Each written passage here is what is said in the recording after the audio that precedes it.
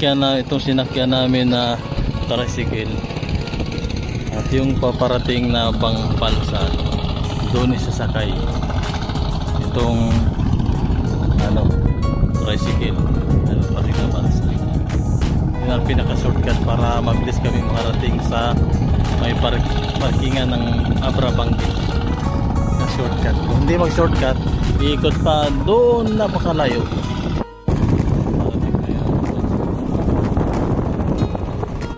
So yung agos ng tubig napakabilis, kaya nakakatakot din.